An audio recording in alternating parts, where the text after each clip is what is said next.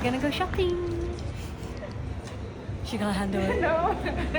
La Paz is the capital of Bolivia and the highest capital in the world with a unique topography and a beautiful valley. It is a place that I wish would have more than 24 hours to explore, but nonetheless, here's what we did. Good morning from La Paz, Bolivia. So we're only here for 1.5 days and we started yesterday. So I'll quickly show you what it's like.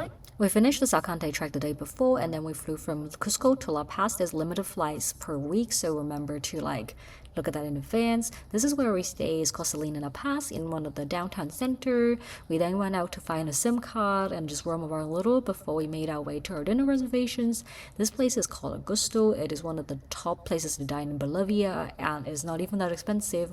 We tried out for the tasting menu and everything was super amazing. What really stuck in my mind is the potato bread as well as the crocodile fish ceviche and this tomato dish that they had, and there's 2 desserts as well, so we really can't complain.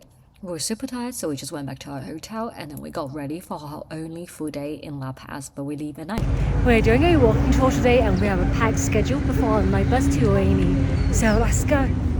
We booked a walking tour for our hostel and the meeting point is in this park. We saw a little street vendor and we grabbed some breakfast before the tour starts. It's called the Red Cap Walking Tour and it's actually cheaper than what our hostel charged for, so go for yourself.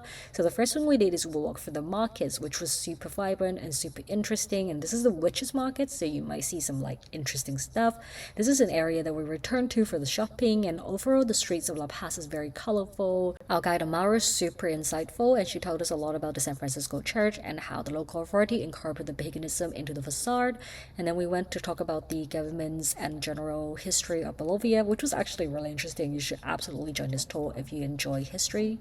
We just had lunch at Bolivian popular food and now we're gonna go shopping. This restaurant's only open during lunchtime and they have a set menu but with free juice and bread, and you get to choose starters, main and dessert, and then that's it. And it's cash only, but for 75 bobs, super worth it. And then we actually went shopping and there's loads of things that's quite cheap, cheaper than Peru, so definitely do some shopping here.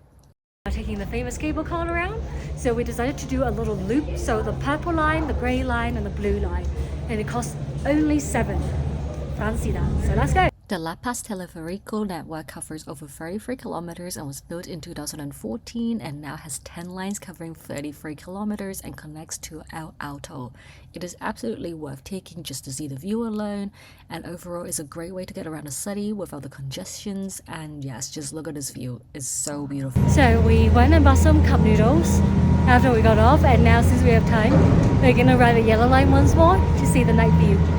If you have time, I absolutely recommend doing one more time at night because the vibe is totally different and it's so beautiful, the city in dark with all the lights in the valley. We then took a taxi to the Tudo Tourism Center, which took a little bit of finding, but this is the night bus we're taking to Ueni. So good evening from La Paz. We are now waiting for our night bus to depart to Ueni. So this is the most luxury night bus and we are excited to do it. So they have dinner as well as breakfast served, personal blanket and entertainment apparently. So let's see. Plenty of people were already in the office waiting for the bus to depart. I guess no one wanted to miss it. There is a bathroom and people bring their luggage here even though it's a bit on the queue. The staff will come and tell you when the bus is about to depart and we all get over there with our luggage and they give you a little luggage ticket to make sure that you can identify your luggage. We booked in advance and we sat in a single row, which was actually way more comfortable, and this is me with a reclining seat and everything was great, but there is actually no entertainment. Dinner was served shortly after we started moving and the food was actually quite decent, and we also got tea and chocolate bar, and before I know it I was asleep and then we woke up near Ueni. So we are half an hour from Ueni and we're doing a quick stop for breakfast and I guess for people to stretch their legs a little bit. It is a bit cold, so I'm gonna go back in, but yeah, it's kind of nice ride. The only thing is I put my glasses on the windowsill and I can't find it now, so we'll find it, I hope. So this is a sunrise and I did find my glasses thanks to Marina, and before we know it, we are actually in Ueni. Wait for my next vlog where I talk about how we actually found a tour on the ground and how we set off and how it all went. Hi Tiff. I'm so alive. I can talk.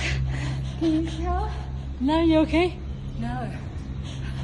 Do I look okay? My diaphragm is screaming.